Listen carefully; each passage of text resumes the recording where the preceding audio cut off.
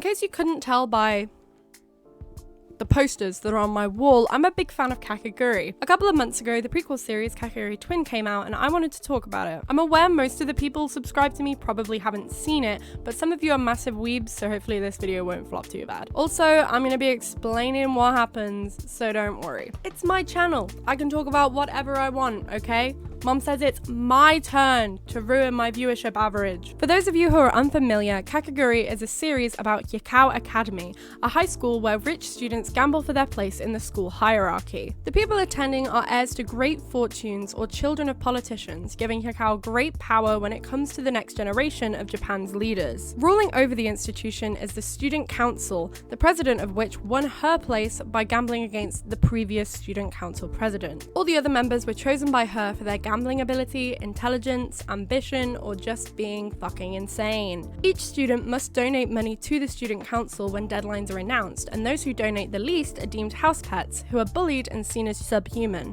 This gives higher stakes for the gamblings taking place and dire consequences for falling into debt. Also, just a warning, if you take a shot every time I say gamble in this video, you will die. The original series follows Yumiko Jabami, a new transfer student who quickly rises the ranks and takes down several student council members in gambles of increasing stakes. Her incredible memory and observational skills allow her to see through the cheats that her opponents use to tip the tables in their favor and once more level the playing field. What's interesting is that none of her tactics ever guarantee her victory. Yumiko is psychotic. She believes the crazier you are, the more you love to gamble. And she does, which is why she wants it to remain a gamble, not a sure she can win. However, Twin is a prequel series, meaning it takes place before Yumiko's transfer, so forget everything I just told you. Instead, it follows my personal favorite character, Mary Saotome, in her first year in the academy. Mary doesn't gamble for risk, she does it for the reward. She wants power and she wants everyone to know how powerful she is. That's why in the original series, she was Yumiko's first opponent. She's the best gambler in their class and she wants to keep it that way. Kakegurui Twin shows the story of her rising through the ranks to gain this reputation, or I'm assuming it will reach that point. This brings me to my first complaint about this series. It is 6 episodes long. 6 20-minute episodes. That is not a lot of content, especially for how long the hype has been building. I've been waiting for this series for years. Suffice to say, I was disappointed, especially considering how many unanswered questions it leaves you with, but we'll get to that. The other main complaint people had when I asked the Discord and subreddit was how fucking green everything is. I didn't really notice until they pointed it out, but there's this weird filter over loads of the scenes, especially in early episodes. It makes things look a lot more dull, which is strange because the general tone is cheerier and more wholesome than in the original. There's themes of friendship, lighter background music, and even the season introduction. The series starts with a chibi art style summary of the first chapter in the manga, told from the perspective of Suzure Hanatamari. She's a new character for Twin who has known Mary since elementary school. A lot of people on the subreddit were complaining about how this kind of brushed over a lot of details on the first chapter, but I can see why the show did it. It involves Mary being challenged by the class alpha Kokomo Aurora, initially losing because her opponent cheats, and then using her cheats against them. This is pretty much the same plot as the first Kakegurui episode, where Yumiko competes against Mary in the rock, paper, scissors gamble. If I were to guess, I'd say the studio wanted to set apart this series as soon as possible, rather than having very similar pilots. And I'm gonna be honest, it worked. We've never seen anything like that in Kakegurui before. It definitely stood out to me. Also, in my opinion, the first gamble isn't that important, especially for fans of the original. The other gambles are far more interesting and show Mary's growth better. The most interesting thing in this gamble actually comes from Suzura when she gives Mary the money to try again, since we learned that despite being a house pet, she's rich as hell. Mary does confront her about this afterwards, where Suzura reveals that she doesn't think it's worth revoking her house pet status because she'd just become one again. She has such low self-esteem and it's so sad. Like, I just want to give her a hug. I want to see her happy, man. Also, she's madly in love with Mary, by the way. That was worth mentioning. I mean, who can blame her? Look at my lock screen. Clearly I relate. As I said earlier, Mary wants power, and she figures the best way to do this is take over a gambling den. She finds the least popular one, which is the literary club. No, not that one. It only has one member, Yukimi Togakushi, a clumsy nerd who barely has time to fall over before the kinkiest people I have ever seen in my goddamn life come in. Sachiko Jiraku and her house pet Mikura make me so uncomfortable, especially Mikura because her whole personality and motivation is based around pleasing Sachiko. I saw someone on the subreddit say that they thought it was a hyperbolized version of the relationship between Karari and Sayaka, which I'd say is accurate. But there is a big difference between this and this. I think some things can remain unseen. Sachiko is chair of the Student Council Public Morals Committee, and to be honest, I don't know why that's different from the beautification officers. They both deal with students who break rules, but Sachiko can't arrest anyone, so I guess she just leg swoops them into compliance. Anyway, she owns this den and lets Mary and Yukimi gamble for the ownership rights with a game of 3-hit dice. Mikura uses her position as dealer to cheat Yukimi to a victory, but Mary catches on and so asks for double or nothing in one more round. This round she's also gonna cheat. She adds lines to her guess with acetone so that it's not visible, but when that guess is rolled, she spills her flask on the paper so those lines now appear. As much as I love this cheat, why was Mary just carrying around acetone? I carry a lot of random shit in my school bag, but nail polish remover is not one of them. Also, I have to question if this would really work. I googled it and nothing came up, so I guess there's only one way to find out. I got the goods. I'm just gonna write it on with a normal pen. My concern is, won't the ink also like spread? There you go. You. It kind of looks like 3 boobs. I've never seen acetone that just comes with like a little paintbrush on top. She had like a little mini acetone, which, why? I guess specifically for this cheat. But I have a paintbrush. Dip that in there. Then I'm gonna connect the lines. The immediate problem is that you can still see it, but I actually think, oh, it's okay, so it is fading away. It is now transparent. You can see it if you're looking for it, but maybe you wouldn't. Now is the moment of truth though. It's seeing if it will appear dark when we put water on it. But I'm gonna be using my vet school water bottle that they gave us on the university open day. I can only assume this is the purpose that they had in mind when they gave this to me. I'm gonna put it in this little lid. I'll rip it so it fits. Hold on. This is now our strip of paper. I mean, it's not a very rectangular one anymore, but that doesn't matter. What matters is this science. Oh my god. Okay, hold on. It's actually kind of working. Okay, maybe if I get it more wet. Holy crap! I think I might have wrote it the wrong way. Like, I guess that says DDU. I think I was supposed to angle it differently. But it works! I don't know why I'm shocked, because, like, once again, why would they lie?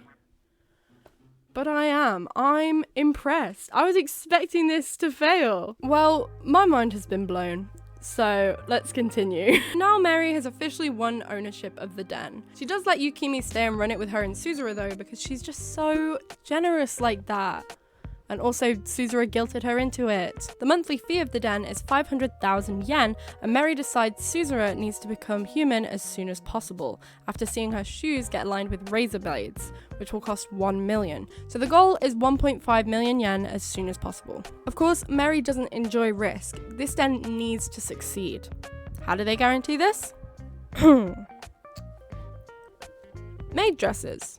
And cheating, obviously, they rig the game. The one Mary chooses is the magic dice game. Essentially, there are 3 dice with different pairs of numbers on. Whoever rolls the higher number wins. The trick to this is that each die has a better chance of beating one of the others, like a less guaranteed rock, paper, scissors. And since they let the guests pick first, the house wins more than they lose. The comparison to rock, paper, scissors is mentioned in a lot of the games that Mary plays. We can just use rock, paper, scissors to figure it out. Like rock, paper, scissors.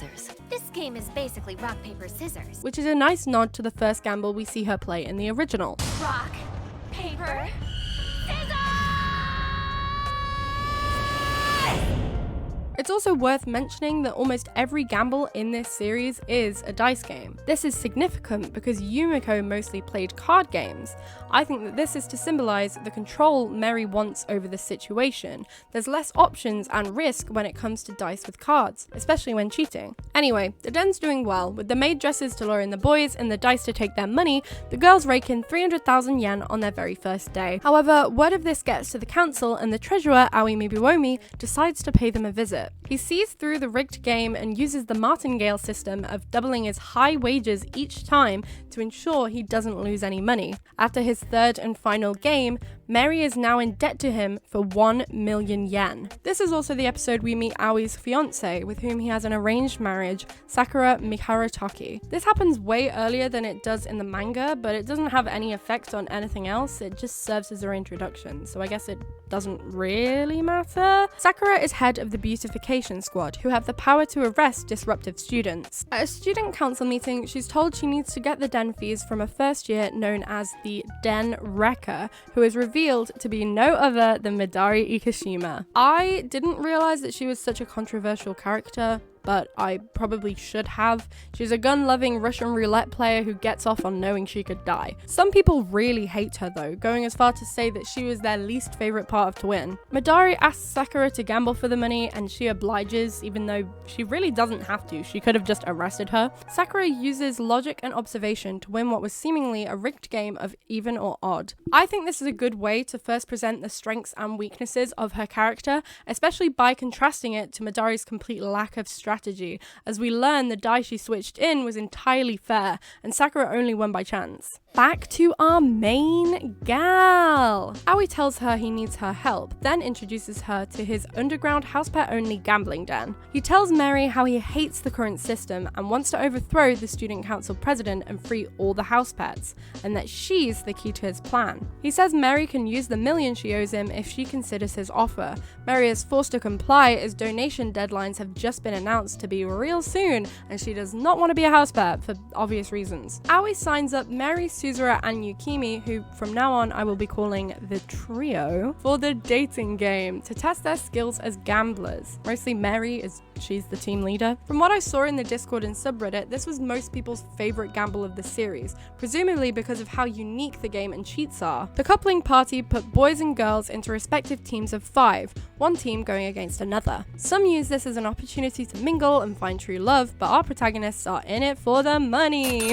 It works similarly to regular speed dating, where everyone takes a while, then decides who they like best. Each team has time to discuss separately and decide the strategy.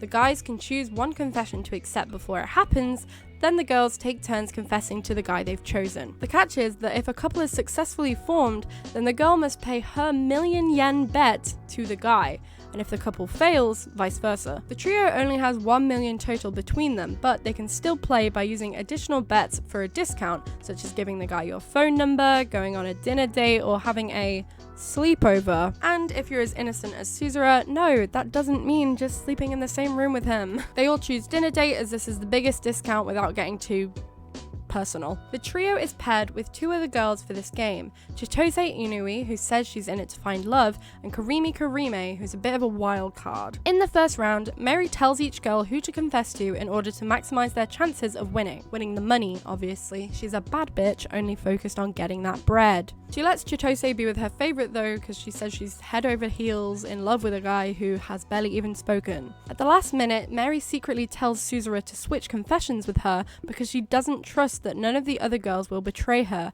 and that would ensure that at least her and Suzura can win. Right?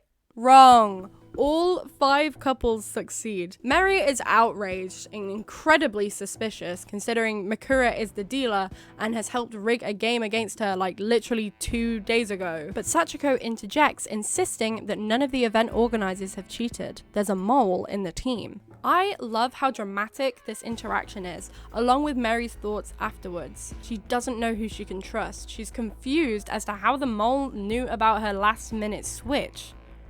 Unless, would Suzura betray her? Was she merely pretending to be a simp this whole time? Mary snaps at Suzura, telling everyone that she must be the mole and won't be allowed at the team's discussion in the next round. The bets are doubled in round 2, and our trio has no money left. Karimi says she'll lend them money, but only enough for the sleepover discount. Needless to say, these are some pretty high stakes. I do like this though, because this is something we haven't seen before. In the original Kakegurui, the threats escalated through violence, but this is a whole new kind of personal risk, keeping the series fresh and original. Of course, Suzura would never betray Mary. She's utterly whipped. We all know this. After a moment of panic, Mary realizes she has to have faith in both of her friends to succeed. The real mole is Chitose. She and the 4 other boys have all been paid to play by Musabi. Musabi is only in the game for the benefits that the girls use and wants to take advantage of them. He creepy. Mary figures out the only way all the confessions could be accepted is if the guys heard them before making their decision. Chitose is the one who filled out the sheet depicting the player order, but told the girls a different order to confess in, basically shifting them all along by 1. It's like seeing the answer before you're asked the question. Obviously, Mary is not going to let this happen again. She fills out the order form on her own this time. She tells the team, bar Suzura, to follow a similar strategy as before, just with different guys. Chitose, oblivious that Mary has caught on, simply texts the choices to the boys. However, when they confess, none of the girls stick to the plan. Mary used coded messages to signal to both Yukimi and Suzura who to actually pick, in the form of slightly incorrect note and openly telling Suzura to take the biggest risk. The biggest risk being choosing Musabi, who's openly obsessed with Suzura's stereotypical femininity of being good at cooking and sewing. Like I said, he creepy. It didn't really matter to Mary who Karimi picked, but since she has no reason to trust her, Mary correctly guesses she wouldn't stick to the plan. This episode was so fun to watch. I think the fact that Mary doesn't always win makes her gambles more exciting and the outcome less obvious. I also genuinely didn't guess how the cheat happened, and I think it was a great reveal. I love that the trio communicate with really vague clues and it actually works. It just shows how close they're becoming, and it's really wholesome and sweet. It was really awkward to watch Musabi thirst and fantasize over Suzura and then Yukimi, but that was the point. Once again, he creepy. Also, the post-credit scene of them doing the dinner date just sat in silence was a really funny moment. It was nice to see one of the bonus manga scenes included, although it might have been nice to see a couple more of those. On to the final gamble of the series. Sakura is becoming increasingly jealous of Aoi's obsession with Mary. Once again, who can blame him? She's incredible, but as his fiancée, she doesn't see it this way. Mikura also hates Mary for similar but much kinkier and stranger reasons. Nevertheless, she proposes that they take her down. As a counselor of Full Bloom, the society who wants to overthrow the council, Sakura organizes a gamble to serve as Mary's entrance exam. She still hasn't agreed to join, but Sakura doesn't want her to have the option to. Sachiko agrees to act as the dealer and organize the gamble since she's neutral on the outcome. She's pretty much neutral on all matters, including Full Bloom versus the council. Her only motivation is seeing people suffer when they lose, so that's fun. The game is a treasure hunt where the prize is hidden in the student club's building, and each team is given a map hinting as to where it is. Since Mary just transferred and Sakura knows the whole building, it's agreed that Yukimi and Suzura can help Mary play. I mean, they're the trio. You can't separate them. Look at these lovers and their third wheel. However, before we see the teams play, we are given the most uncomfortable scene ever. Sachiko tells Mikura that she knows that she set this up hoping Mary would lose, and this leads to an interaction I don't even want to describe. I think it went way too far, even compared to Midari Season 1. This was worse, I didn't like it. Anyway, the map the trio is given doesn't really look like a map, just a bunch of numbers. They're obviously confused by this, so just start searching rooms, which is an interesting strategy, but it works. They find chests containing names of Japanese primary school songs, helping Suzura figure out that the map is actually sheet music with one wrong note. The wrong note room is where they find an unopenable chest with a lock and key on it. Thinking they've won, they rush back to Sachiko where they find Sakura with an identical chest. They are different maps that led to different prizes. Believe it or not, you usually have to open a chest to see what's inside it, but both teams' chests have the opposing team's key. How are they gonna get them? They gamble, obviously. Everything's a fucking gamble. It's a gamble within a gamble, okay? Sakura calls the hunt a childish warm-up, which also I love the way she says. The hunt you created was just a childish warm-up. I know I'm gonna get shit for this, but I watch anime dubbed. I'm sorry. My autistic ass cannot only watch a show, I gotta do something with my hands, and I need to be able to look down at what I'm doing without missing a whole reveal. Wait, everyone died? I'm sorry. Fortunately, Kakegurui is pretty well dubbed. They've got some great voice actors. There was even the woman who plays Marinette in Miraculous Ladybug. She voiced some season 2 side characters, which I thought was really cool. What is this? A crossover episode? Back to the gamble, Sachiko leaves them to another room where Aoi is waiting to be the dealer for the dice Nim game. This is where Mary and Sakura take turns rolling a die and then removing ghost stones based on the values rolled. Whoever takes the last stone loses. While this is happening, Suzu and Yukimi both leave the room very loudly to go to the bathroom or something. Nearing the end of the match, we hear Mary's inner dialogue of how she's certain to win as she rolls a 6 and she knows there's only 7 stones left. Unfortunately, there are actually only 6 stones left and Mary has now lost. Sakura reaches into Mary's pocket to confirm her suspicion of it being filled with loaded dice. Mary's cheating was very simple this time. She knew how many ghost stones were in a standard set, so she counted how many were left until she could switch in a high roll near the end that would force Sakura to take the final one. But it still failed. Sakura explains this cheat, then how she used it to her advantage by removing 1 stone from the pot before they even started playing. This is very reminiscent of Yumiko in the original series, monologuing of how she bested her cheating opponent despite them being so cocky and sure of their victory, leaving them desperate in defeat. As Mary is wallowing in her loss, Sakura opens her chest to find the map Saotome was given for the treasure hunt. Before she can figure out what this means, Yukimi and Suzura burst in with yet another treasure box. It's now her turn to monologue, revealing how during the game, the other trio members leaving so disruptively was not just a distraction to switch in the dice. She had sent them to once again search the student club building. Initially, both teams had scavenged the first floor, but the 2 maps gave 3-dimensional coordinates. This was the location of the actual treasure. Of course, she'd never have been able to do this if Sakura hadn't shown them her map, or if she hadn't allowed them all to be on Mary's team. It was this overconfidence and underestimation of Saotome that ultimately led to her downfall. Shakespearean tragedy style. You gotta watch out for that hubris. Mary proceeds to childishly mock Sakura, doing everything but Fortnite dance on her to rub it in. She's definitely not the most graceful winner. On the other hand, Sakura is incredibly mature, apologizing for her rudeness and admitting how talented Mary is. Honestly, I really enjoy her character. She's so cool and willing to accept and improve on her flaws. Not to mention, I still simp over her voice. Finally, Mary opens the chest to reveal the grand prize. It's a collar. Of course, we couldn't just have one nice moment where enemies gain mutual respect. Sachiko gotta make it weird. And Makura is pissed. More than ever, she wants to take Mary down, so I'm guessing we can expect a lot more of that.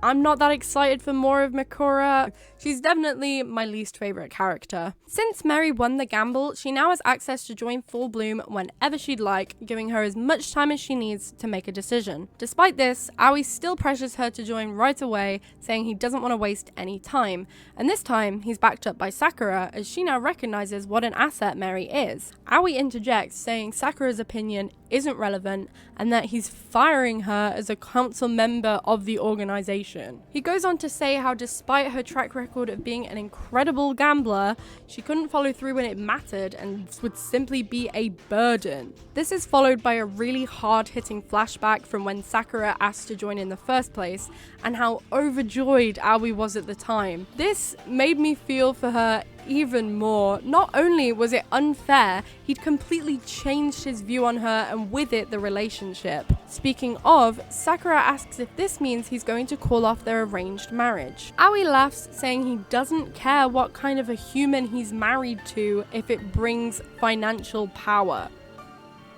Which is fucking ruthless. He doesn't even skip a beat to let Sakura wipe away her tears before appealing to Mary once more to join Full Bloom. But after that display, she doesn't need any time to decide. She slaps his hand away and screams that she will never join a group headed by such an idiot. Absolute queen move. I love her for it. Aoi is a dick. Editing Lotus here. For some reason, my mic quality for the rest of this video is absolutely shit. I don't know why. It's the exact same microphone and it comes back at the end. I don't know why that happened, so I'm sorry. bear with it. And that's it for our main gal.